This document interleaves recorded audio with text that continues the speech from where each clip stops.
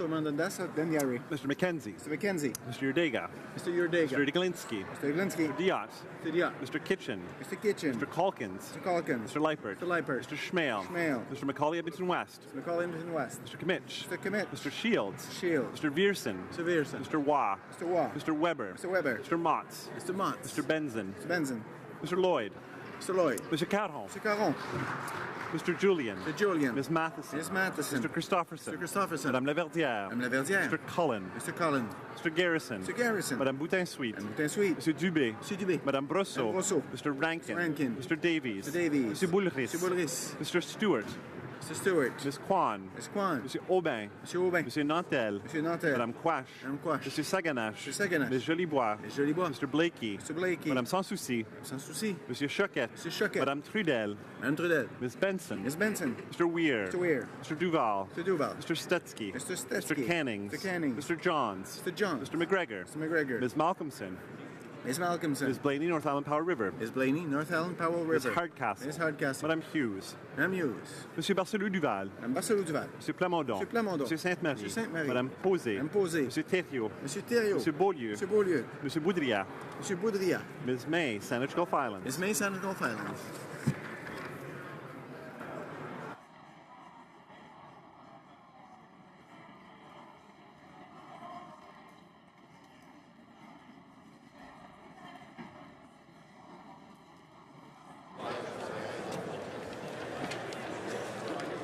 Yeas pour 160, 160. Nays contre 124, 124. Declare the main motion adopted. Accordingly, pursuant to Standing Order 97.12D, the proceedings on the bill shall come to an end.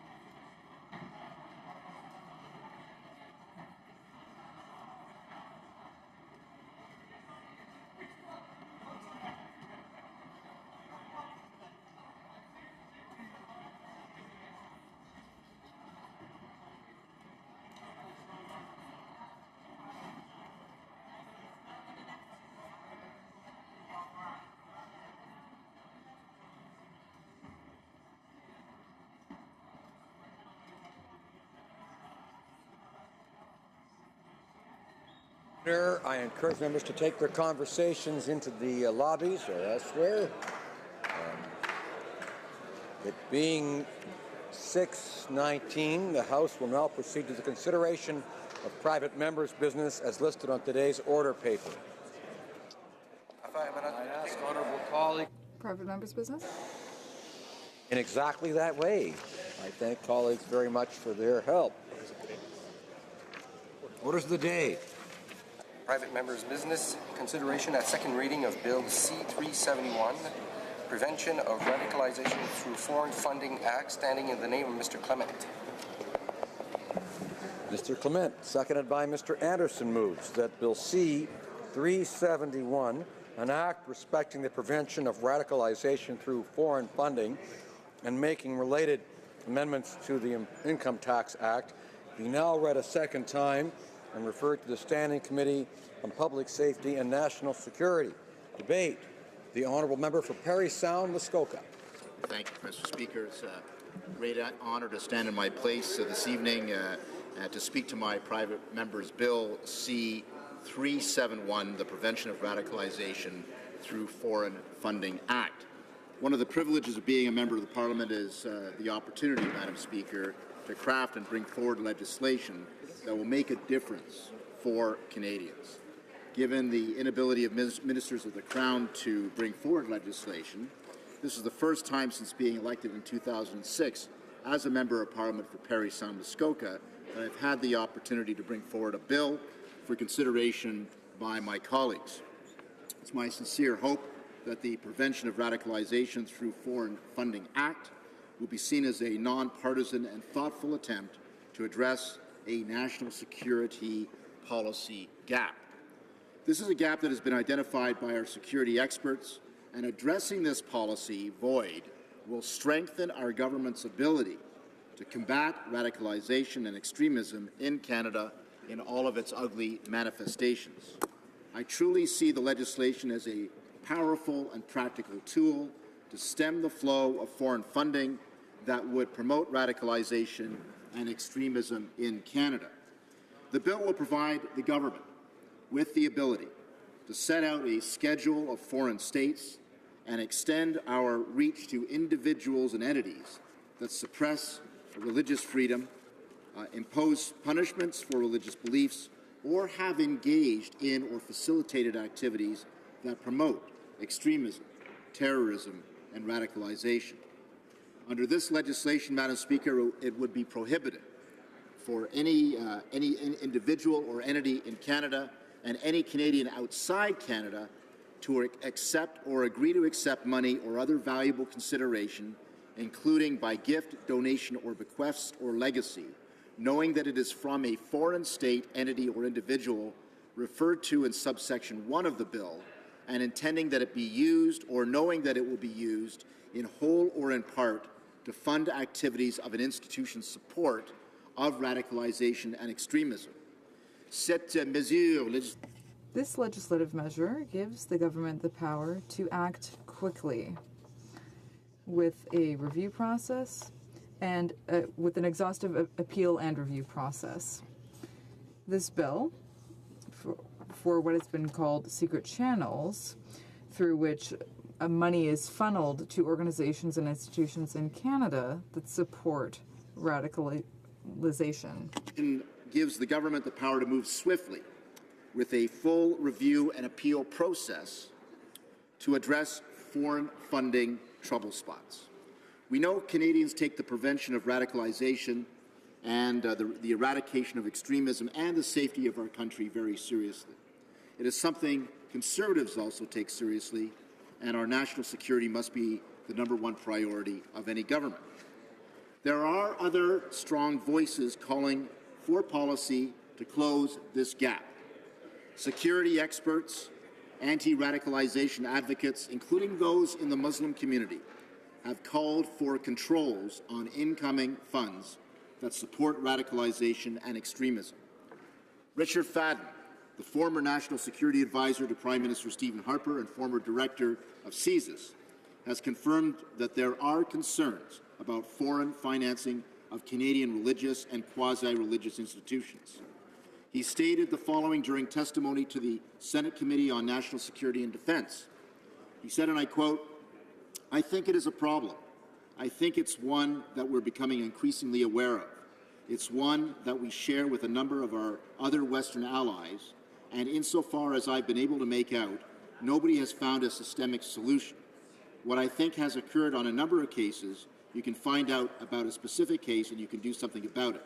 The problem is finding out about the specific case," end of quote. Calgary Imam Syed Soharwardi, as well as other witnesses, advised the Senate Standing Committee on National Security and Defense that extremist jihadist ideology is being spread at schools and universities in this country, often under the guise of academic freedom and away from the eyes of CSIS. The Council for Muslims Facing Tomorrow, based out of Toronto, supports my bill, calling it a very important and urgent step towards stemming the tide of radicalization that has infiltrated into our communities and has put our youth to risk. In her testimony to the Subcommittee on National Security at the U.S. Congress on July 27, 2017, on homegrown terrorism, Raheel Raza, President, Council for Muslims Facing Tomorrow, stated the importance of preventing funding of U.S. educational institutions and mosques by foreign extremists. She said this applies to Canada as well, to keep our country safe. En 2015, le Comité Sénatorial. In 2015, the Standing Senate Committee on National Security and National Defense completed a study entitled Combating the Terrorist Threat in Canada. Among its recommendations, The Senate report urged the government to take steps to prevent the inflow of foreign funds to Canada in cases where the funds, backers, or beneficiaries are associated with a radicalized movement. Madam Speaker, that there have been questions on if this bill could cross over to implicate our key allies. But there is a provision set out in the legislation that would not allow any country that Canada has an extradition agreements with to be included in the schedule. This, of course, includes our key allies, including the U.S., France, Germany, and Israel. And this bill actually lines up with actions already taken by some of our allies. In 2007, the Australian government became one of the first to act on this issue when it intervened to reject a Saudi request to transfer funds to the Islamic Society of South Australia. This move was specifically taken amidst concerns about foreign-funded Islamic extremism. Norway and Austria have taken similar actions. Germany and the U.S. have also studied the situation intensely, and in 2016, a similar bill was brought to the floor of the U.S. Congress. In January 2016, the UK Prime Minister at the time, David Cameron, did acknowledge that there is a problem of Saudi-funded education programs in the UK that may be responsible for promoting Islamist extremism. Madam Speaker, we know that Canada and her allies must be ever vigilant when it comes to monitoring radicalization extremism in our country. The recent news of returning ISIS fighters to Canada brings the point home again, that government must have adequate and efficient tools at its disposal to prevent radicalization in the first place. I propose my legislation provides another tool in the arsenal to achieve exactly this goal. Again, I encourage my colleagues to give thoughtful consideration to this legislation and feel free to discuss any of its details with me. Thank you, Madam Speaker. Questions and comments? Questions et commentaires? The Honourable Parliamentary Secretary. Thank you very much, Madam Speaker. And I want to thank the member for putting forward this motion. I think it's very well intentioned. It's an area that we all share a great deal of concern. I'm wondering if the member could articulate, I'm going to talk about it a little bit in my comments, the differences this bill, 371, has with the existing mechanisms and legislation that's in place. So in other words, what is it going to do that isn't already in place? How does it differ from, FinTrack and some of the other mechanisms that are in place, so that I can understand what gaps he's looking to fill?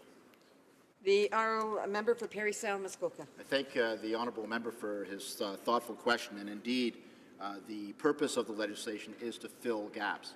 For instance, the legislation that is currently in place, that is available for CRA, for instance, targets charitable organizations. But there are many other organizations, educational organizations, not-for-profit organizations, that cannot be tracked in the same way and exist as gaps in our legislation. This was identified in the Senate committee report. And indeed is an area of vulnerability that we have, because not-for-profit organizations, other educational organizations, or individuals may not be covered under the Revenue Canada organization or FinTrack or these kinds of things. So what I have identified is a gap that can be filled with this legislation that is consistent with current legislation in place, but does not extend to these organizations. The commentaires, questions and comments? The Honourable Parliamentary Secretary, the Government House Leader. The Honourable Parliamentary Secretary. To the Government House Leader. Yeah, Madam Speaker, I'm curious if the member across the way enjoyed the previous question. I'd like to see if he can cite an example or two in terms of the types of organizations that he might be referring to. Does he have any examples of what he speaks right now? Member for Parry Sound, Muskoka. Thank the Honourable Member for the question, and I would refer to the Honourable Member to the Senate report. I'm afraid I do not have a copy with me for the purposes of this debate, but there was a testimony before the Senate when they were looking at our terror legislation that indicated some examples in Canada, some concerns that were raised. I've already mentioned Richard Fadden, who we all know and take his views very seriously. And there are indeed cases that have been brought to light. The honourable member should know I'm not here to cast aspersions on any particular organization. I'm merely citing them as examples that have been brought to light, sometimes generally, not specifically. I will grant the honourable member that. But the idea is that through expert testimony at the other place in the Canadian Senate, this gap has been identified, and I think it is our responsibility as parliamentarians to fill that gap. Another question, questions and comments, questions et commentaires. The Honourable Parliamentary Secretary of the Government House Leader. Yes, thank you, Madam Speaker. And the reason why I asked that question is because I'm sure that Canadians as a whole would share with me that we want to be careful that we're not trying to create something that's maybe not there. And that's why I thought there would be a benefit in terms of hearing an example that the member might have across the way. But I understand in listening to him that what he's referring to, Madam Speaker, is that there are some examples and we just need to look at the report that was done or comments that were made at a particular Senate hearing. Is that correct? The Honourable Member for Parry Sound, Muskoka. That is correct. I would say to the honourable member, I can read a couple more quotes in more detail. The President of the Council for Muslims Facing Tomorrow, Mr. Raheel Raza, said, "This bill is a very important and urgent step towards stemming the tide of radicalization that has infiltrated into our communities and put our youth at risk." I would quote Mr. Arman Raster, Director of East Turkestan Government and Exile Diplomatic and Human Rights Office, that says, we support this important bill which will protect Canada's multicultural society from any forms of extremism, radicalization, or terrorism that harms our society. So again, there's a couple of more quotes that I could put on the record, and I'd be happy to pass over to the honourable members who have asked, in particular, the specific Senate report when I get my hands on it again. Thank you. Resuming debate. Reprise de débat. The Honourable Parliamentary Secretary to the Minister of Public Safety and Emergency Preparedness. Thank you, Madam Speaker, and I will reiterate my appreciation for the honourable member Cross for his work on this bill. I think that this is an area that the government is very concerned with, and we appreciate his attention to this issue. And most of my comments today that I'll be reading in a moment center around the question that I asked, which is the existing. There's apparently there's something amiss with my volume. Is that better? Okay. What's that? Is it the other one? Is there a problem with the translation of feedback? So maybe the earpiece is too close. So we'll try again. The Honourable Parliamentary Secretary. Thank you, Madam Speaker. It's not the first time the sound of my voice has bothered members, but I'm sorry for the technical issues.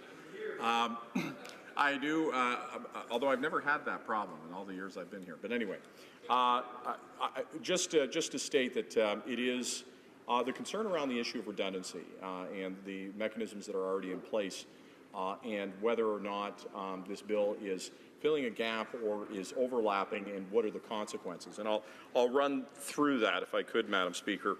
The proposals around creation of a mechanism to stem the funding from foreign bodies that are known to promote radicalization and extremism in Canada are at the centre of this bill. It would also authorize the Minister of Foreign Affairs in consultation with the Minister of Public Safety to recommend the listing of states that have engaged in religious persecution, torture, or the promotion of radicalization. Canadian religious, cultural, or educational institutions would then be prohibited from accepting money or other valuables from sources affiliated with those listed states. As I've stated, these are objectives that are totally in line with the objectives of the government. The bill also attempts to respond to Recommendation 15 of the 2015 Interim Report on the Standing Committee on National Security and Defence. That reference proposes the government develop measures to prevent foreign funds from entering Canada where such funds, donors or recipients have been linked to radicalization. Now, the concern that I have is that the stated aim of the bill seems in some instances to be inconsistent with its provisions. Only one of the three reasons to list a state has to do with the promotion of radicalization. The other two do not. They have to do with subjecting individuals to human rights violations, either through religious persecution or torture and cruel punishments. Those violations are already covered under the new Majenski Act, which allows Canada to impose broad asset freezes and financial prohibitions on individuals responsible for or complicit in gross violation of international human rights. With respect to preventing funds from being used to support terrorist activities, we can say that the Government of Canada is committed to strong and a comprehensive regime. The Proceeds of Crime, Money Laundering and Terrorism Financing Act, or the PCMFTFA, I actually think the acronym is longer than saying it, but is a primary piece of legislation that establishes this framework. The Act requires that approximately 31,000 financial institutions and intermediaries to identify their clients, keep records, and have internal compliance programs in place. It creates a mandatory reporting system for suspicious financial transactions, large cross-border currency transfers, and certain prescribed transactions. The legislation also establishes the Financial Transactions and Report and Analysis Centre of Canada, or FINTRAC, which I was referring to earlier, Canada's main agency for monitoring money laundering and terrorist financing. FINTRAC is authorized by the existing legislation to collect and analyze financial transaction reports and disclose pertinent information to law enforcement and intelligence agencies. With the millions of financial transaction reports received every year, FINTRAC helps establish links between individuals and groups in Canada and abroad suspected of financing and supporting terrorist activities. This intelligence assists police and national security agencies in their investigation of terrorist financing and threats to the security of Canada. It is also information that is used in assessing the level of risk posed by organizations that applied for registered charity status. There are a number of rules that govern how charities should operate, whether in Canada or abroad.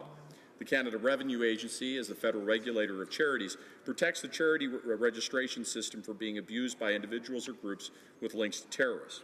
The Charities Directorate formerly established the Review and Analyst Division in 2003 to audit registered charities based on the potential risk of terrorist financing abuse. It works to prevent organizations with links to terrorism from being registered and to revoke the registrations that are. The Criminal Code terrorist listing regime is another important tool in the fight against terrorism. The listing of entities counters terrorist financing and criminalizes certain support listed entities. It's based on a principle similar to what we see in the bill before us today. When an entity is placed on the list, banks and financial institutions freeze its access. The Code makes it a criminal offence for Canadians at home and abroad to knowingly deal with the assets of a listed entity. Listings aim to help obstruct financial support to terrorist groups and supporters of terrorism. For example, Canadian charitable organizations that are maintaining connections to organizations already listed under the Criminal Code can be and are listed. Furthermore, the list of entities helps to prevent registered charities in Canada from serving as a support network for terrorist organizations operating abroad. An organization could be denied charitable status or have its registration revoked when its resources provide any means of support for or benefit to an organization listed under the Criminal Code. A further result of listing may be to deny its members, recruiters, and facilitators entry to Canada. The assessment process to identify potential entities to consider for listing is continuous, and action can be taken when and if necessary. Under the Code, Canada has the ability to apply appropriate criminal measures to deter terrorist activity in Canada. Once listed, an entity becomes defined as a terrorist group under the Criminal Code, which means that various terrorism-related offences could potentially then be applied to the entity's supporters here in Canada. These include offences related to terrorist financing, terrorist-related travel, recruitment, and training. When it comes to the prosecution of terrorism-related offences, however, it should be noted that the Criminal Code's definition of a terrorist group is not restricted to listed entities.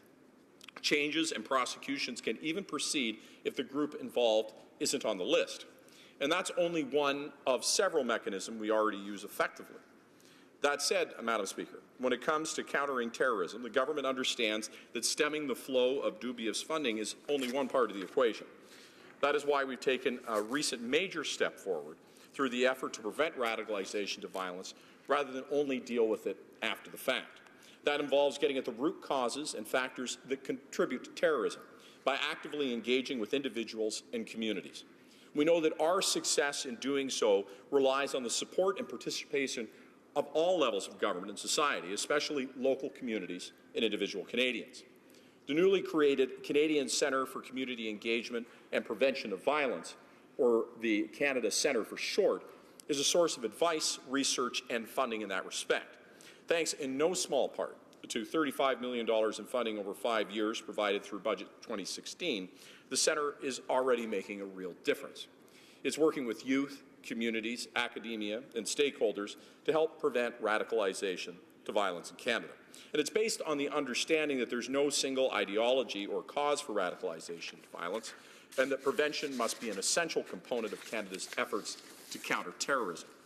All of this goes hand in hand with the new security legislation, or Bill C-59, which is heading to committee now, designed to update our national security framework to reflect current realities while putting Canadians' rights and freedoms at the core. The Canadian government already takes all appropriate action to counter terrorist threats to our country, to our people, to our way of life, and to our global interests. The proceeds of crime money laundering and terrorist financing act, the efforts of FinTrack and our security agencies, the criminal code listings, and the new Canada Centre, in concert with our proposed overhaul of Canada's national security framework, are all parts of a well-functioning system. Every day, they're informing our work to combat terrorism and to keep Canadians safe. As I mentioned at the top of my speech, Bill C-371 is a well-intentioned piece of legislation. The concern that I would have, and I raised it in my question to the member, is where it's going to fill in any gaps that might have been missed in the various mechanisms that I have just articulated. And one of the things that I would ask members to do in their consideration is to consider the implications of that duplication and ensure that the legislation is in fact moving that forward. So I look forward to further conversations with the member. I very much appreciate him bringing forward this legislation and for his ongoing work and concern that I very much share. Thank you, Madam Speaker. Resuming debate, the reprise au débat, l'honorable député de Belleuil-Chambly. The honourable member for Belleuil-Chambly. Thank you, Madam Speaker. And I would like to thank my colleague for Parry Sound Muskoka for the bill. I also appreciate his anecdote. When someone is part of the Council of Ministers, they don't always have a chance to present. They don't have a chance, rather, to present private members' bills. That's an interesting anecdote, and we sometimes forget that fact. However, I'm rising today to oppose the bill for several reasons. First of all, there was an element that was explained by the Parliamentary Secretary to the Minister for Public Safety.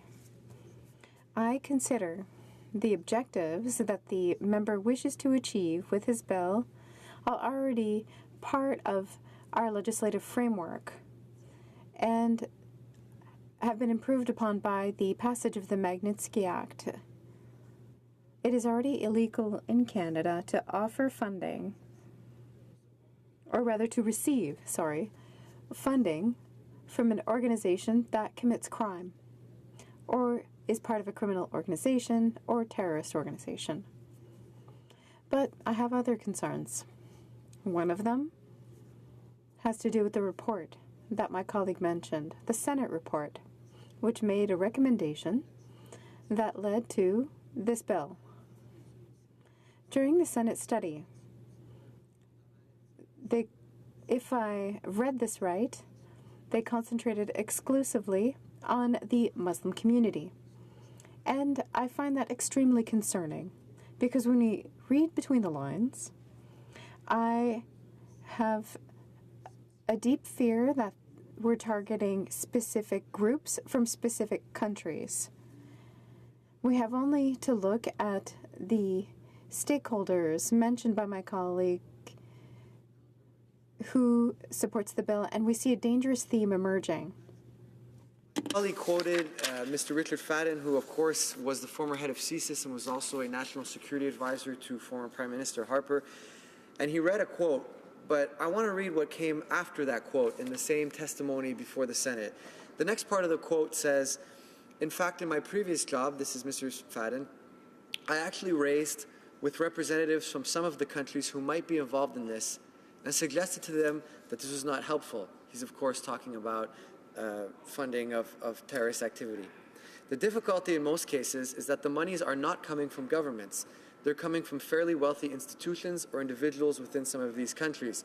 Fair enough, the member has included those measures in his bill dealing with people who are associated with the government, that the country that would be on this, if I may, blacklist.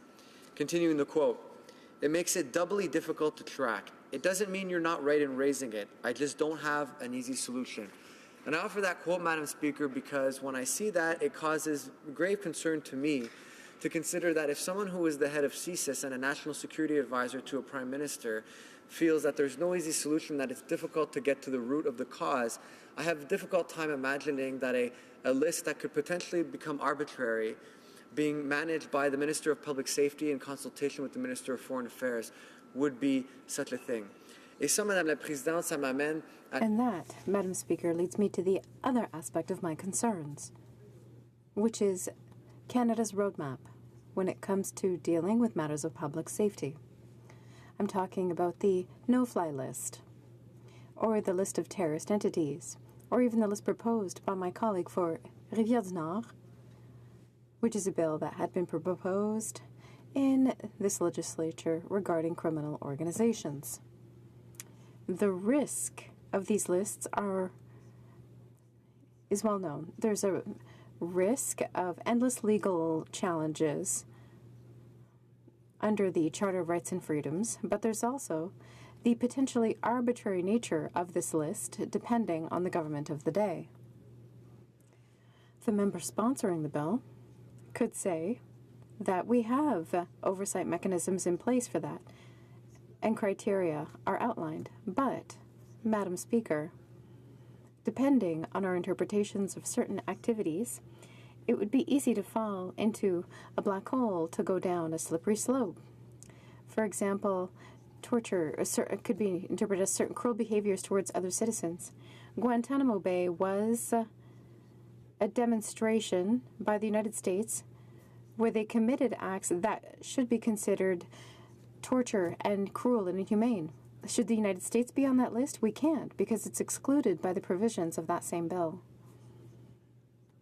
That's an example that may seem exaggerated, but I share it with you to illustrate one of the problems in this bill. Is, of course, the idea, what we actually want to tackle here, which is, of course, radicalization leading to violence and, of course, ensuring public safety. And on that, I think, as the member who sponsored the bill rightly points out, is certainly not a partisan issue, even when we may have disagreements on how to attain that objective. And for that reason, Madam Speaker, I want to raise the following points. Firstly, more and more studies are showing, and I think even anecdotal evidence of what we see in the news, but it's also something that we're seeing more and more from expert testimony, is that the methods being employed by certain groups committing terrorist activities are just cheaper. We're not talking about sophisticated organizations that are getting their funding, and certainly the member will probably would probably want me to raise the distinction between, of course, the act being committed and the money being used to radicalize. But that being said, Madam Speaker, it is becoming clearer and clearer that it is less about money and more about the issues that we need to tackle the root causes of, which I'll get to in a moment, and the parliamentary secretary also raised. The other point, Madam Speaker, is a study that I read out of Great Britain that says that 40% of the terrorist acts committed in Europe in that particular context, and certainly the example can apply to us as well, the money being used to finance these activities comes from what we could call petty crime. We're talking about money laundering, robberies, drug trafficking.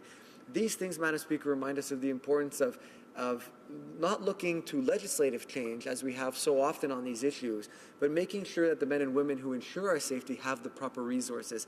And that's consistent with what New Democrats have always stood for, because it's exactly what we said during the debate, for example, on what was Bill C-51 in the previous Parliament. Why look to a legislative change to do something that you can do by providing proper resources?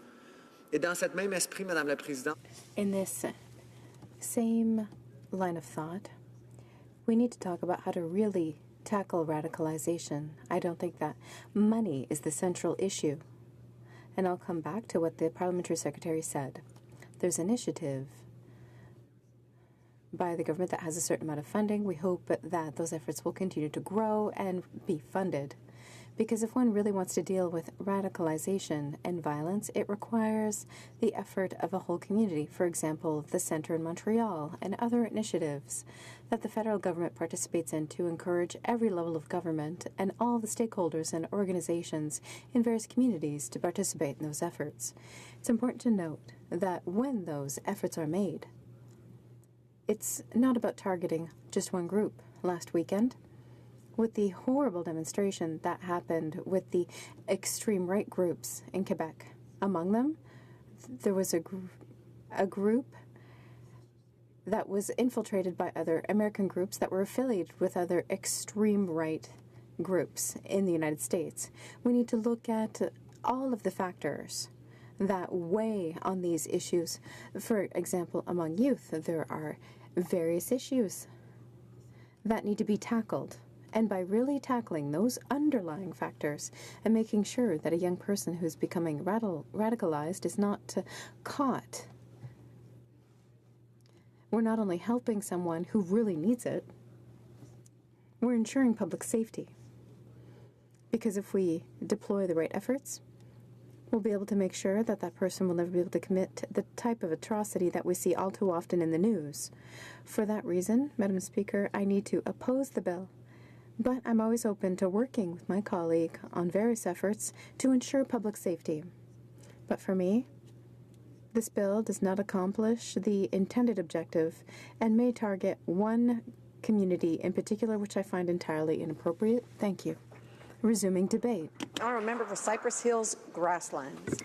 Thank you, Madam Speaker, and it's good to be able to be here today to speak to this issue. I'm very happy with my colleague for bringing this forward. I think it's an important initiative, and it's unfortunate that we need it, actually, Madam Speaker. There are a number of other, you want to call it, ways to approach some of these issues.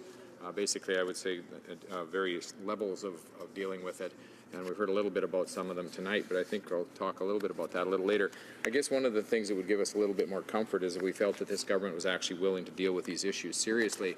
And as far as we can see in the 2 years that they've been in, they are not. There's no indication that they would actually treat the issues that my colleague has brought forward, the issues of radicalization, of dealing with the connections to culture, to religion and education, and treating them seriously. In fact, we hear in their speeches tonight that they're just not willing to do that. And I think another example of their unwillingness to deal with this seriously is actually the way that they're going to be handling, or the way they claim they're going to be handling, is returning ISIS fighters. And in spite of the fact that the security or the safety minister, emergency and safety minister in the country has said that basically we're not going to be able to change these folks, and we're coming late to this fight anyway. Still, they come and they talk about they're going to have these programs. Prime Minister, I think yesterday or the day before in the House here, said that he believes that he can deprogram ISIS fighters when they come back. And as we pointed out, some of these folks are coming back deliberately. They're coming back here to stay and then to create trouble later. And I don't think that poetry sessions and sitting and counseling sessions is probably going to change that in their minds. So this government is not taking the issue of terrorism seriously. They're not really taking the issue of radicalization seriously. And we've seen that at one of the committees that I'm on as well. I'm very thankful that we were able to pass the Magnitsky Act a little bit earlier in this fall, because that was an important part of this whole piece, and certainly has been something that some of us worked on last Parliament, and we're able to, thanks to our member from Manitoba and one of our senators from the other place, we were able to bring that in here, and then the government finally came to their senses and supported it. But Canadians don't have confidence that this government's going to do the right thing. I think another example of that would be in their relationship with Iran. The member opposite asked a little bit earlier, are there examples of places where you can see this kind of radicalization that could be taking place? And obviously over the years, Iran's been listed as a state sponsor of terror for a number of years by any number of countries. And certainly Again, the relationship that this government insists on having with them is just naive, that they think that somehow they're going to change their direction by kind of cuddling up to them, and that's not going to happen, Madam Speaker. So it's very disturbing. You see Iran trying to stretch itself out in the Middle East, the trouble that they're causing in places like Yemen, where they've gone in. They're trying to create as much of a conflict there as they possibly can as well. Another place, for those of us who have been working on the religious freedom issues over the years, another place where we see radicalization has taken place is through Wahhabism that's come out of Saudi Arabia. If that had been stopped and the money that has been put into to spreading that ideology around the world had been stopped 20 or 30 years ago, Madam Speaker, we wouldn't find ourselves in the situation that we do right now. And so I respect the motion or the bill here that the member has brought forward. We do have several levels of dealing with these things. I mentioned state sponsors of terrorism. I think we've got two of them listed, I think, is still, which is Iran and Syria. Other countries list places like North Korea and Sudan and those countries as well. There's also another level of dealing with these issues, which is to list the terrorist entities. And when the government on the other side seems to say, well, this isn't really a serious issue or whatever, if you take a look at the number of listed entities that Canada has listed, it's well over 50. And these are 50 terrorist organizations that function around the world. Now, I think it's naive to think that not one of them is taking money and putting it into kind of parallel organizations, sister and brother organizations that may have very different names and aren't trying to influence governments around the world. And I think, as my colleague has pointed out, it's the flow of money here that's actually critical. And that's why at this level, and actually, we have sanctions on countries as well. There's third level there of sanctions. We've got over 20 countries that are listed on a sanctions list, and that's tied to the United Nations Act, or actually Special Economic Measures Acts. And those countries have sanctions put against them for good reason. But this bill deals specifically with the flow of money and trying to stop that flow of money. And I think it's more than timely. It's past time that we should have brought this forward. And I would hope the government, doesn't sound like they're going to, but I would hope the government would step up and at least send this to committee and then see if there's some changes that they'd like to make and that we can agree to so that the bill can go forward and actually become effective in the future. Just want to talk a little bit about the bill. It starts off by talking about religious, cultural, and educational institutions, where they may play a central role in the lives of many Canadians. And, Madam Speaker, we know that's true, that those three components are critically important to a lot of people around the world. I think one of the other places that the government is naive is in the role that religious faith plays in many people's lives. They seem to think, some of the comments we've heard from some of their leadership indicates that they don't think that that's a relevant concept for people in this time and age. But that just shows a naivety about what's going on around the rest of the world, where the majority of people are informed and driven by some very serious faith considerations and beliefs in their own lives. And that's why I appreciate when a member has brought this forward in those terms. We also know that education plays an incredibly important role around the world, and typically if you're going to try to influence someone else and you're going to try to spend money doing that, you're likely to put it either into some sort of a faith institution or into an educational institution in order to try to change people's minds and thinkings. And so that's why this, I think, specifically addresses those issues and those components.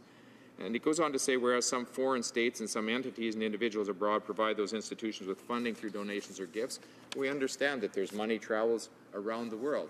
People who hold to different beliefs and principles are willing to spend their money and commit it to the causes. And for the most part, those are good causes. That's why Canadians contribute to charities. That's why we're known as some of the most generous people in the world, because people are willing to make those contributions to things that they think are important. That's the good side of the equation. But there are also people who don't have those same benevolent attitudes and who want to use their money in another way, which is to bring down other governments and other institutions and other states. And so this bill addresses that, and it says where funding can flow from foreign states, entities, or individuals that support or promote extremism, radicalization, or terrorism, and that seek to support those or to influence those institutions, that is where we believe that the Parliament of Canada needs to step in, Madam Speaker. And I think it's important that we do that. And so the members come forward with a bill. It's got a number of provisions to it. The purpose is to prevent an individual or entity or foreign state that does support or is associated with radicalization or terrorism from being able to fund those institutions around the world through either donations or gifts. It's a pretty simple explanation. There's a schedule that can be put in place that would deal with that, and then that would address the issue of those states, of those individuals, those foreign entities trying to have influence in Canada when they should not do that. And Madam Speaker, it's an incredibly important thing, I think, that we address this issue, because my NDP colleague has said that money's really not the issue here. I would disagree with him. The only way to actually diminish the activity is to cut off that funding and to reduce the money. Then you can take a look at some of the other causes, some of the other things that are influencing people to become radicalized. But as long as you allow foreign money to come into a country, whether it's Canada or another country, that gives the capacity to people to be able to influence, to tear down institutions, and then to do the damage that they really would like to see happen. And there's a number of provisions to this. I really think maybe it's worth going through, but it prohibits a foreign state whose name is set out in the schedule, or any senior official. That's good to cover that. Senior officials or members of the official's immediate family. We often see that where you've got a senior official that's functioning, and then family members are doing something off in another direction or whatever. I see, Madam Speaker, that my time is almost up. I think it's good that we've followed the lead of other countries. My colleague had mentioned countries such as Australia, who did this very specifically to deal with an issue that they had in their country, that Norway and Austria or other countries that have acted on this, and others such as the United States, United Kingdom are thinking about it. I think it's a good idea that Canada thinks about it as well, and I think it would be a great help to many people around the world and to many Canadians if the government would treat this seriously, support the bill, take it through to committee, and then we can have further discussion about it. Reprise the débat. Resuming debate. Parliamentary Secretary of the Government House Leader. Yes, thank you, Madam Speaker. And I do have some thoughts I would like to share with members, and maybe start off by one of the criticisms from across the way, indicating that this government is not concerned about what is a very important issue to Canadians. And I think that we've not only talked about the issue of safety, we've seen very tangible actions that have been put in place, whether it's budgetary measures or it's legislative measures, Madam Speaker. You know, my colleague made reference to the Magnitsky legislation that was passed by the legislature or by the House, and that had received all-party support. There are many from within the Liberal caucus that were very strong advocates for that piece of legislation. In fact, Erwin Kotler, a former member from Mount Royal in Montreal, very strong human rights advocate, very well known and respected in the world. In fact, I would ultimately argue one of the most ably minded individuals in dealing with that, provided an immense amount of contributions to this House with respect to that act, not only over the last couple of years, but that is something that has been talked about for a few years. Even under Stephen Harper, there was discussion in regards to the Magnitsky Act. And it's with pleasure that I stand in my place and I recognize many of the things in the comments that we're hearing, even here this evening, are in part dealt with through the Magnitsky legislation that we actually passed, Madam Speaker. And as I indicated, I've had the opportunity not only here in Ottawa, but in other places, in particular in Winnipeg, to talk about the importance of the issue. That's one piece of legislation that was actually passed with the support of government members, in fact, all members of the House. But then we've also introduced government legislation. Members will recall C-51 and the impact that legislation had inside this chamber. So when the member across the way is critical in terms of this government is not doing enough, I would remind the member that we've had two substantial pieces of legislation that have been brought forward to the House. We've had I believe it was C-22, Madam Speaker, that dealt up with the establishing of the Parliamentary Oversight Committee. And maybe this might even be a possible issue that oversight committee could enter into at least some sort of discussions once it's up and running. But I suspect it will have a fairly busy agenda. But that was something that was put into place to ensure that rights and freedoms are in fact being addressed, which is a very important part when we talk about safety of Canadians and radicalization of individuals that call Canada their home. We take it very, very serious. And at the same time, we also want to ensure that there are Canadians' rights and freedoms are in fact being protected. So that particular piece of legislation was put in place. Today, we're having a great deal of discussion about C-59. Many measures within that legislation deal with the issue of safety. I don't know how many times, Madam Speaker, I've heard the Prime Minister stand inside this House and talk about the importance of ensuring that Canadians feel safe. That is the most important aspect, I believe, in terms of governance, is ensuring that there's an element of safety, Madam Speaker. And we have seen many different measures that have been put in place by this government. And it is a file, whether it's the Minister of Public Safety or Minister responsible for global affairs and just members as a whole that recognize what it is that's being talked about and the concerns that Canadians have. For me personally, and that's the reason why I asked the questions that I did of the introducer of the motion, is what is the motivation behind this legislation? We all want to ensure that we have safe community and we have proper legislation in place to prevent radicalization wherever we can do that. Through the criminal code, there's already a litany of measures. We have a very proactive, and I really want to emphasize proactive law enforcement agencies, security agencies, even things such as Canada Border Control. Many different departments that are there in place today to protect Canadians as a whole. And there are so many measures. And one of my colleagues from across the way made reference to the issue of education. We have invested through budgets millions of dollars dealing with the issue of education or outreach. In fact, there was one aspect to it where we launched the Canada Centre for Community Engagement and Prevention of Violence to support local initiatives. And to cite a few of those examples, to look at pushback against violent extremism, to address online terrorist propaganda and recruitment, to intervene early to turn young Canadians away from the path of extremism, and support families and communities affected by radicalization.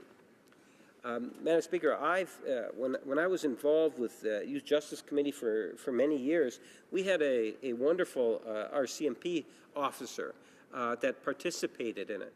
I know firsthand in terms of just that sense of commitment to serve Canadians that our women and men in RCMP want to play that very important role, and how it is that we might be able to encourage that to continue on.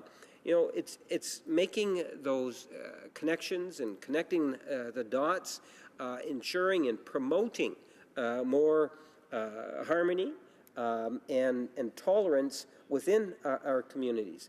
I did not like the debate that was taking place here in regards to Islamophobia. That was something in which I believe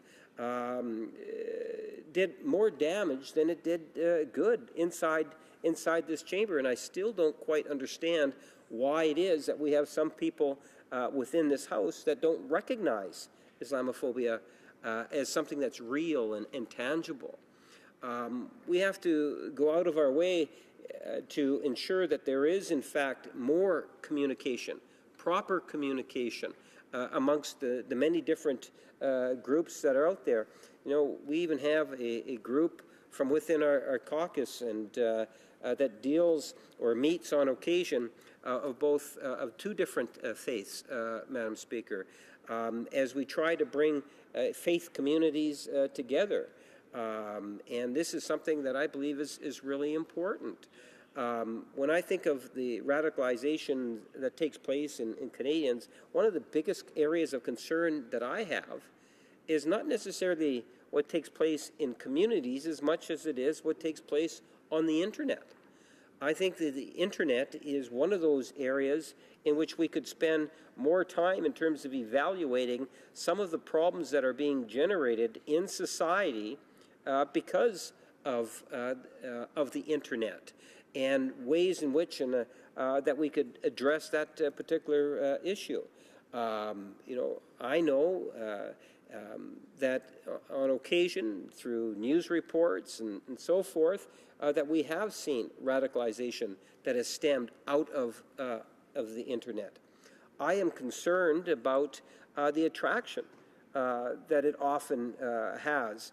And this is something that's universal. It doesn't just apply to one group of people or one faith group.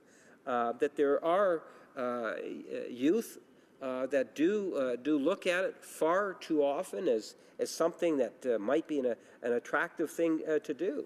At times it even crosses the gender issue, Madam Speaker. I think by working with communities, entrusting that we have within Canada the types of security forces and network and have confidence in them to enable them to do their job. And that means in part by providing the resources in which this government has done, bringing in legislation in which this government has done, and to look at ways in which we as individuals can make a difference. And I know many of my colleagues that continuously outreach to the community on this issue, Madam Speaker. At the end of the day, we should, I believe, be promoting education. I think education is the best way to combat radicalization, and whatever we could do to support that. Sorry, the time is up for the member. Resuming debate, reprise de débat. L'honorable. The Honourable Member for Bellechasse, Les Chemin, Lévis. Thank you very much, Madam Speaker. And thank you for giving me the opportunity to speak about this parliamentary bill brought forward by my colleague for Parry Sound Muskoka. It aims to prevent radicalization through foreign funding. This is a noble bill, Madam Speaker, because we are in a democratic place here, and this aims to establish a list of people and organizations that might try to promote radicalization or encourage activities that would lead to radicalization or even limit freedom of religion. I'm alarmed by some of the words that I heard from some of my colleagues, because here we're in a democratic place, and in my opinion, it's a noble attempt to get this bill to second reading. If we're not able to talk about radicalization, and if noble initiatives like those of my colleague are just rejected out of hand, then we risk seeing the situation get worse. And we know all too well, Madam Speaker, that radicalization leads to terrorism. I could mention, for example, the tragic events experienced here in October 2014. So this is what the bill aims to do. It aims to ensure that the sources of these negative radicalizing ideas be silenced. So the root of that radicalization is always money. There are always hidden sources and secret channels that allow for the funding of these activities that lead to instability and undermining our democracy. Now, we probably live in the greatest country in the world when it comes to having freedom of expression and being able to speak your views without leading to violence. But unfortunately, there are people who would like to undermine that state of affairs and who use means that we need to protect ourselves from. My colleague's bill aims to amend the Income Tax Act in order to recognize that there may be ways of financing organizations that promote radicalization and violence. It's important to understand that we already have a list of terrorist organizations in Canada. So if an organization promotes violence, it can be blacklisted and its sources of funding can be attacked. But then there are also types of speech that might lead to radicalization, that might lead to the establishment of a terrorist organization. And that's more subtle. So my colleague's bill allows us to change the situation so that we can really protect ourselves against radicalization. As I said, the Income Tax Act would allow us to strip the charitable organization status of organizations that promote terrorism. But there's still a gray zone there, Madam Speaker. And this is what we've seen in committee. In fact, that is why the senators studied this situation and recommended that action be taken to ensure that the source of radicalization was cut. Now, Madam Speaker, the former Security Council advisor, Richard Fadden, confirmed that there are sources that help fund organizations here in Canada, organizations of different types, which may be encouraging people to commit terrorist acts. And of course, Madam Speaker, that goes against the very foundation of our society. Now, there are many organizations that have freedom of expression, but if they have a message that corrupts our democratic principles, that's a problem. It can be subtle, it can be insidious, but often the result is that there is violence committed. And we know that our intelligence services are very busy. So why would a young person want to leave our democracy to go fight abroad?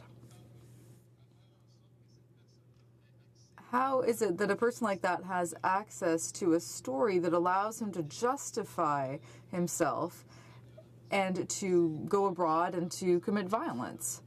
That question is at the heart of this bill, Madam Speaker. And I would say that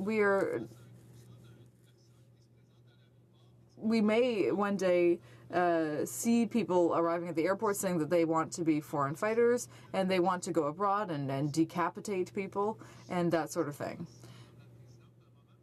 So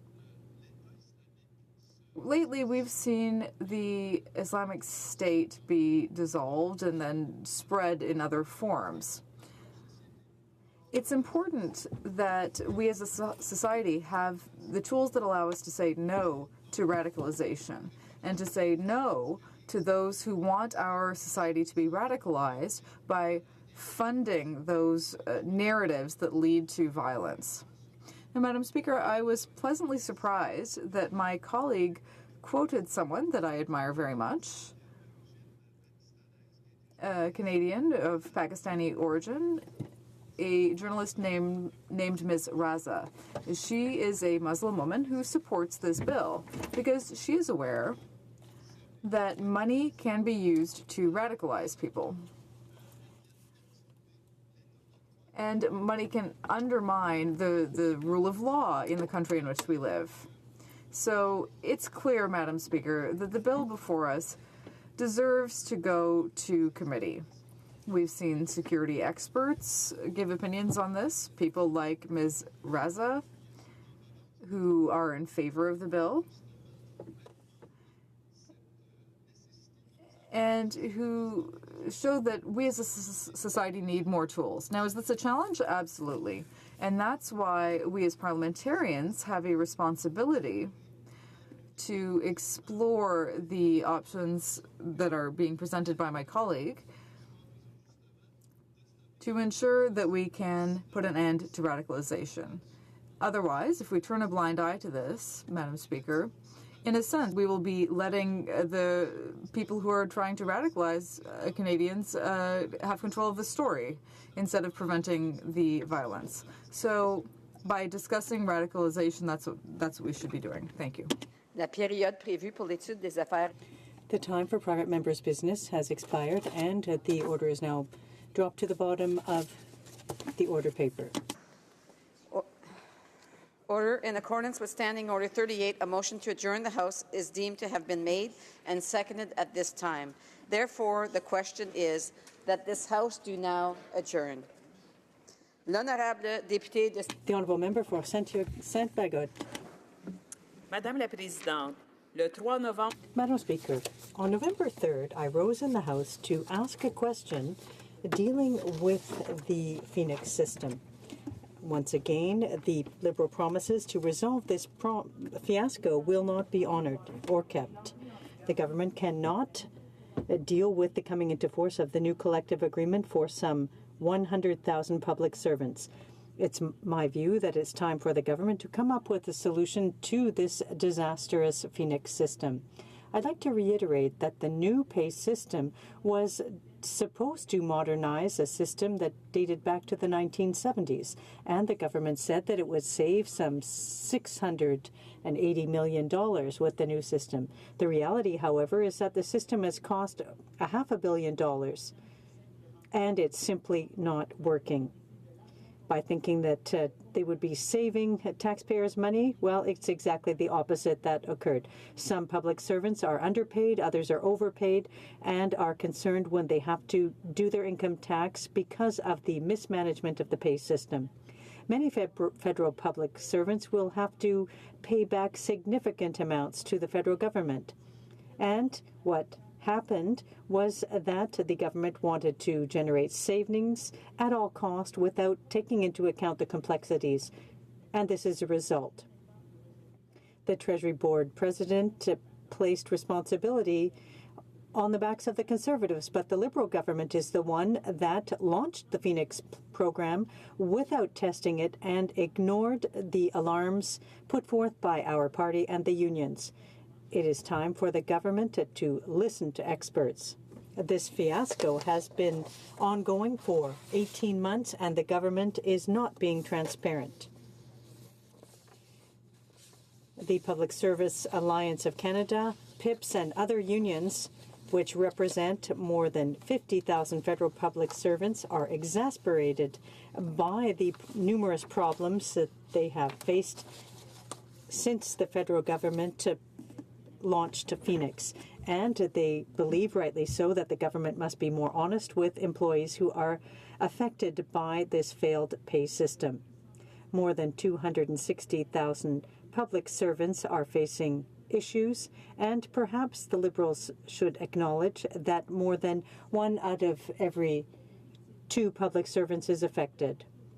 The Phoenix problems won't be resolved quickly, Madam Speaker, and as I said in my question, the government had stated that it would be honouring the collective agreements for over 160,000 members of Parliament, but they went back on their word.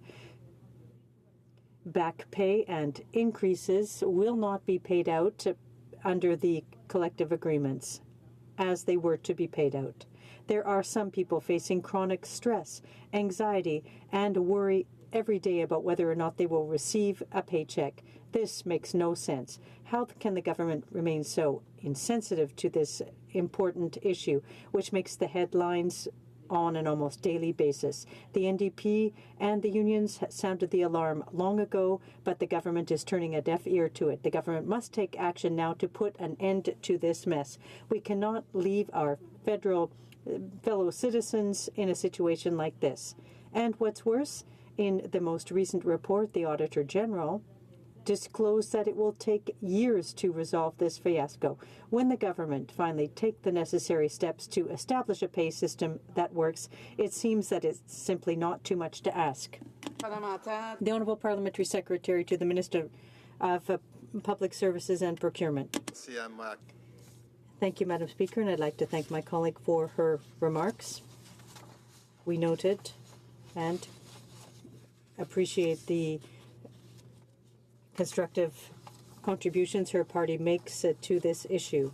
Believe you me, Madam Speaker, there is no one more motivated than I am to resolve this issue.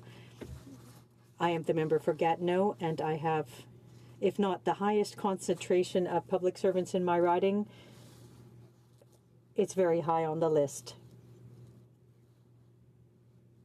And we are working hard to resolve the problems with the Phoenix pay system.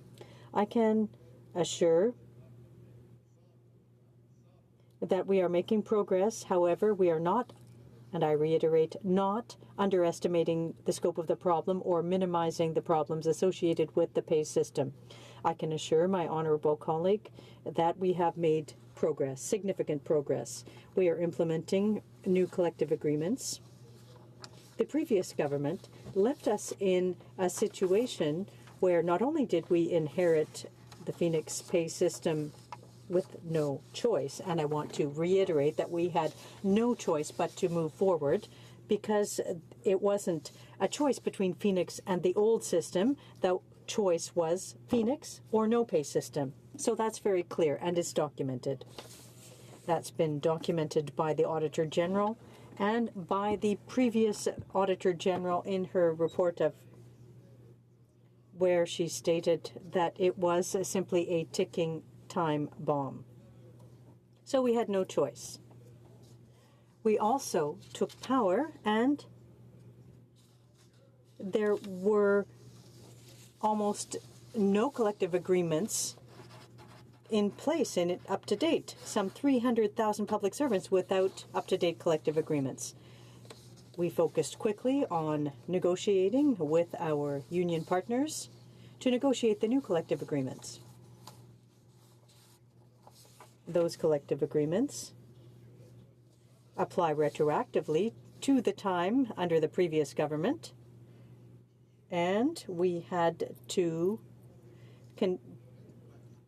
make a number of transactions, hundreds of thousands of transactions, to take into account the back pay owed to our public servants. So we had to apply human resources, which were already too thin, because we inherited fewer pay officers, compensation officers, than we needed in order to make the shift to the Phoenix pay system. So we had to take additional advisors and have them focus on implementing the collective agreements. Now, the good news is that we were able to pay almost all, and yes, we did miss some deadlines in some cases, and we always worked with great transparency, but we did provide the back pay to our employees.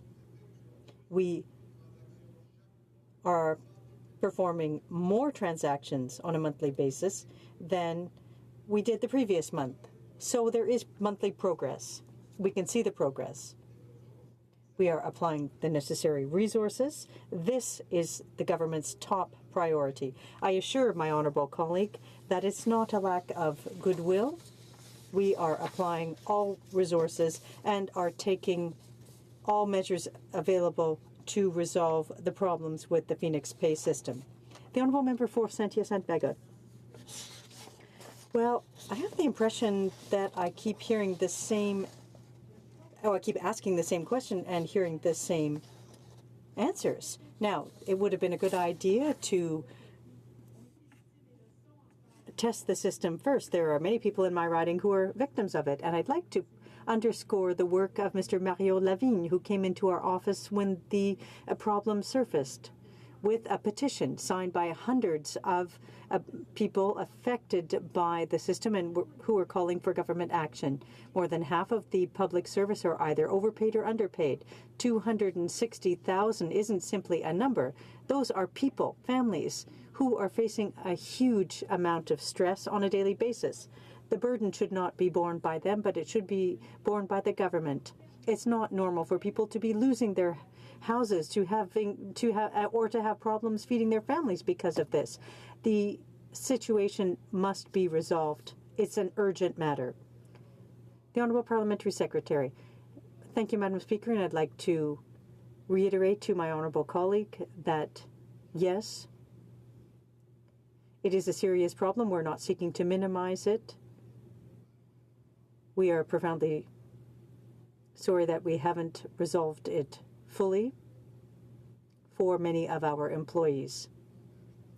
I personally commit on my behalf and on behalf of the government to apply all human, technological, and financial resources that are required to stabilize the system, to resolve these issues. We will achieve that. I offer you that guarantee, Madam Speaker.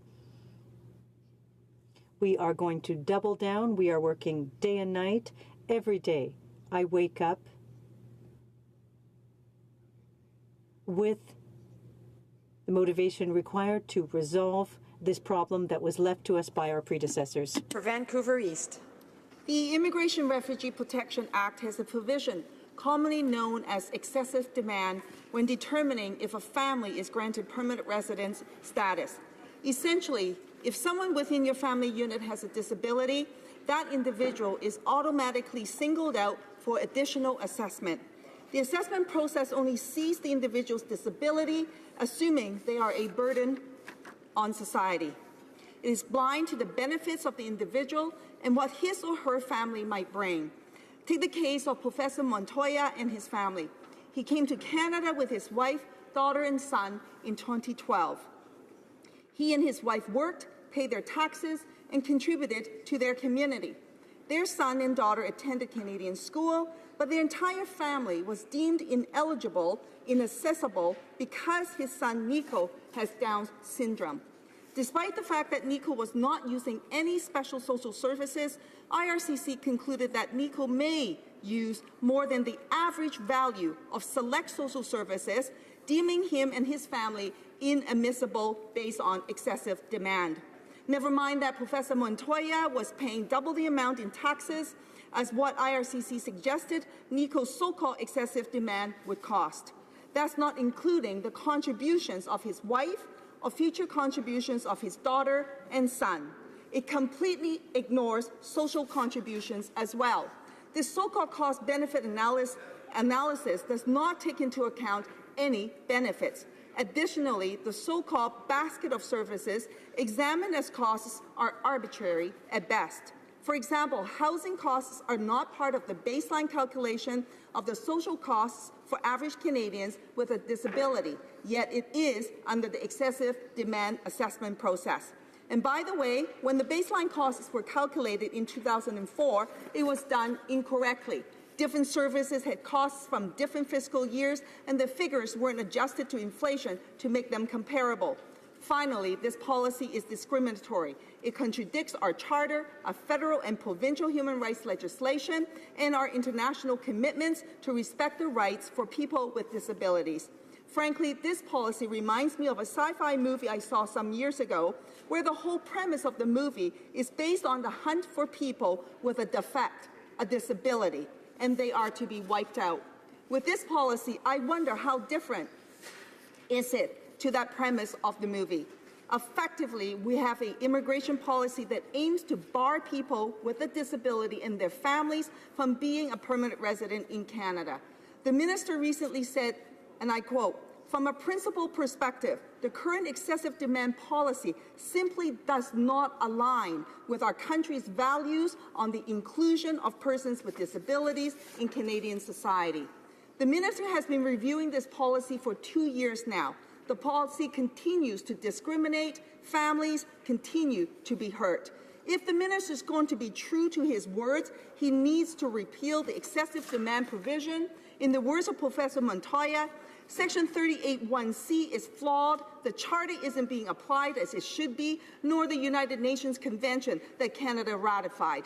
Given all of this, will the government commit to repealing Section 38(1)(c), the excessive provision demands in IRPA? L'honorable secrétaire. the Honourable Parliamentary Secretary to the Minister of Citizenship, Immigration and Refugees. Thank you, Madam Speaker, and I thank the Honourable Member for sharing her concerns on this important issue. I'd also like to thank her for the work that she is doing on this issue at committee and elsewhere, and I share her concerns in that regard. As the Honourable Member mentioned, the policy regarding excessive demand is outdated. This policy is now 40 years old, and that is why our government has undertaken a comprehensive examination. The committee is currently studying the issue. As the minister recently stated, this review is absolutely necessary and has been for a long time. The current policy regarding excessive demand is not consistent with our country's value to include persons with disabilities in Canadian society. The provision is designed to establish a balance between protection services and social services funded by the government, while supporting the grounds for humanitarian assistance outlined in immigration policy. However, it is now time to realign the policy so that it is fairer and more inclusive for persons with disabilities, as the minister mentioned. As the Honourable Member stated, the provisions relating to the certain bans, territorial bans, are ones that require examination and review.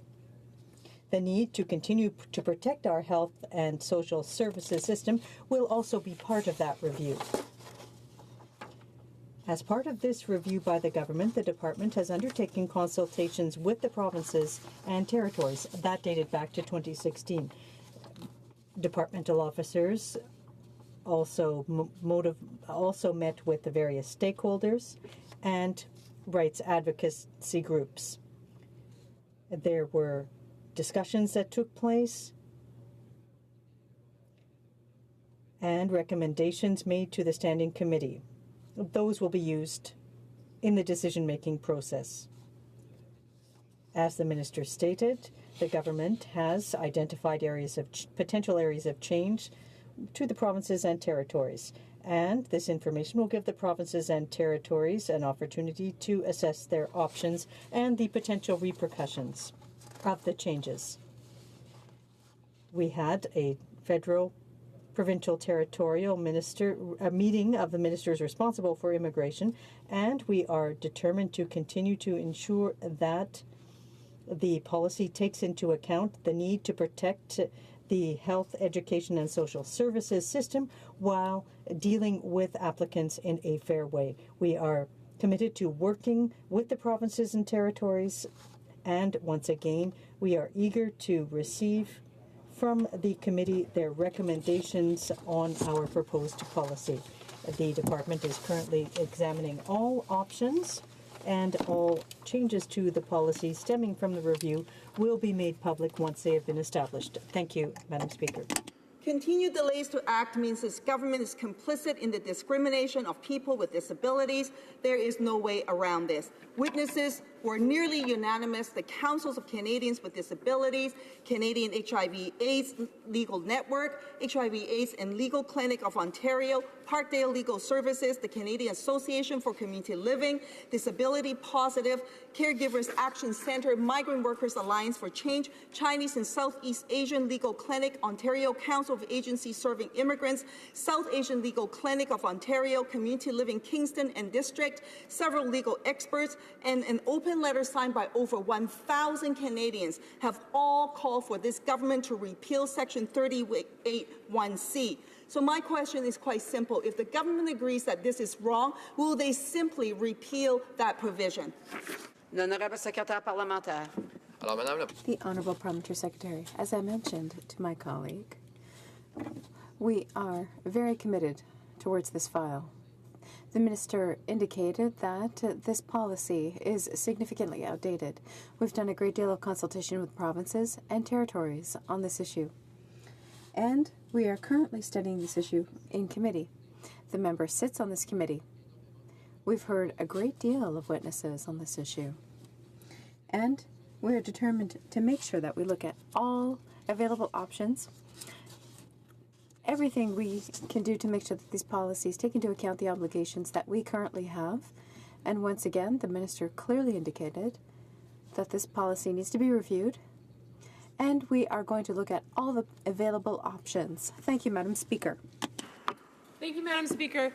Madam Speaker, the Liberal small business tax hikes continue to target hardworking middle-class families in Canada. Thousands of people in my riding are actually terrified for their businesses that they might actually go under due to these tax changes that were announced this summer. Now, these changes not only jeopardize their business, but actually their economic well-being as a family. Charmaine, who is a new Canadian in my riding, she shared her heartbreaking circumstances with me, and I want to quote directly from her. She said, "I am the sole breadwinner for my family. My husband is abroad. I have 3 children struggling with university and high school studies. My father-in-law stays with me, who is dependent on me.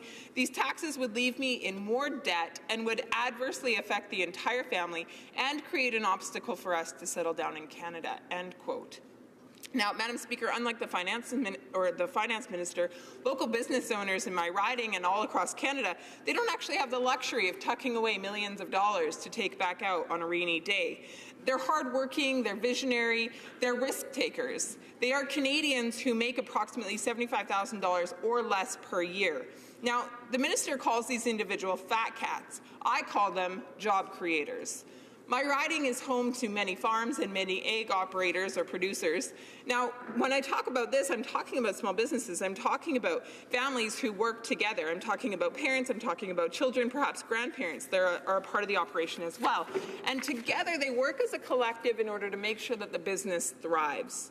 Now, the Liberal government has promised to target these hardworking families, which are now going to have their businesses scrutinized by bureaucrats here in Ottawa.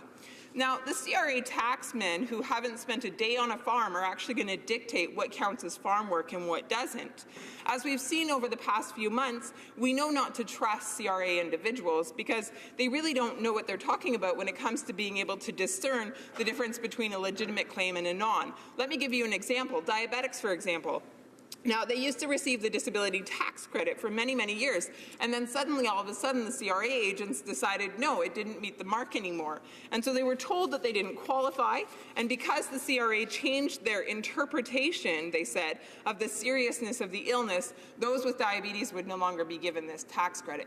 These are the types of people that are going to decide what counts as farm work and what doesn't. These individuals, thousands of miles away from my riding in Lethbridge, Alberta, they're going to dictate to my operators what is determined to be equitable work and what is not, what is to be fair and what is not. So why is it that the Liberals are choosing to do this? Why are they choosing to put such power in the CRA? Now, agriculture is hard, and it's an uncertain business. Farming doesn't leave behind trust funds like the Prime Minister's. The inheritance that comes from farming is actually, in fact, the farming operation itself, the land, the equipment, the work. Now, Morris from my riding told me this, and I quote, he said, "These tax changes will take away our dream of passing down the business to third-generation family members, and for the most part, they will wipe out our retirement fund." Now, the Liberals propose tax changes to capital gains as well that would actually make it nearly impossible for the family farm to be kept within the family. How is that fair? Now, instead of canceling these changes, they said that they're going to put them on pause for a while and they're going to consult. But the truth is, we've seen them consult before, and consultation for the Liberals doesn't look like listening. My question is simple, Madam Speaker. It is this. Will the Liberals admit that their tax proposals are fundamentally flawed, and will they finally do the right thing and back down? The Honourable Parliamentary Secretary to the Minister of Public Services and Procurement. Merci, Madame la Présidente. Thank you, Madam Speaker. Honourable friend for her intervention. I listened attentively to her remarks, and I have to offer that I suspect that we need to catch her up on some of the recent developments in taxation.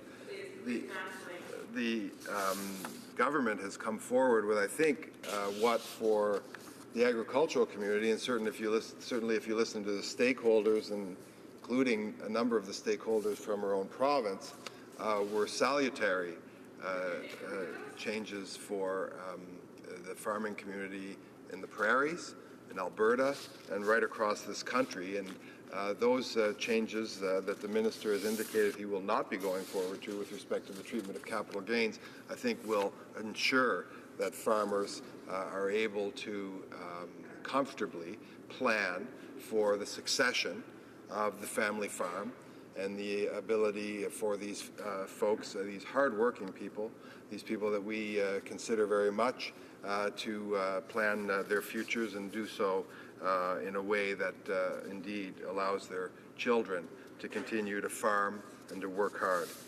As for small business, well, we were incredibly pleased to offer to our hardworking small business owners a tax reduction that brings about the lowest small business tax rate really in the Western world.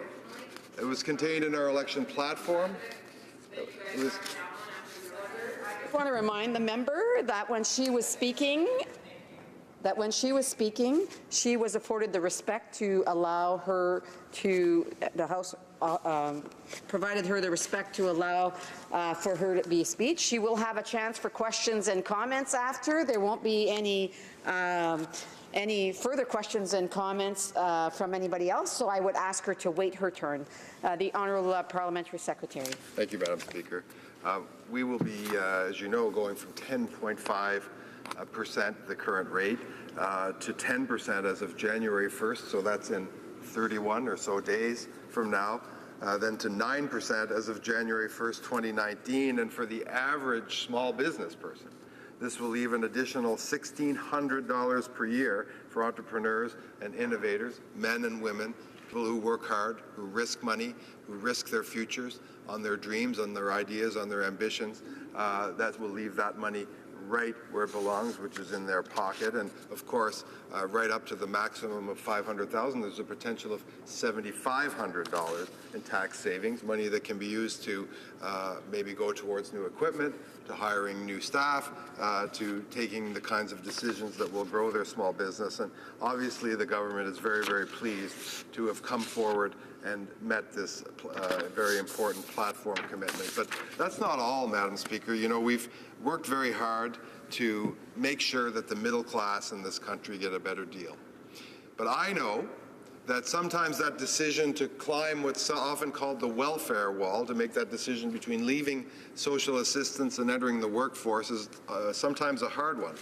And that's why the working income tax benefit, and I was here, not in this House, but I was working with former Prime Minister Martin when he and the current member for Regina Wascana brought in the working income tax benefit. Well, a very efficient measure, helping those Canadians who are looking to climb that welfare wall and get into the workplace. That WITB, working income tax benefit, will be increased by $500 million a year starting in 2019. So these are the measures, and I'd be happy to discuss more, but these are the measures that this government is taking to make sure that our entrepreneurs, our workers, people who are in the middle class and those who are working very, very hard to improve their lot continue to benefit from the policies of this government. Thank you, Madam Speaker. Lethbridge.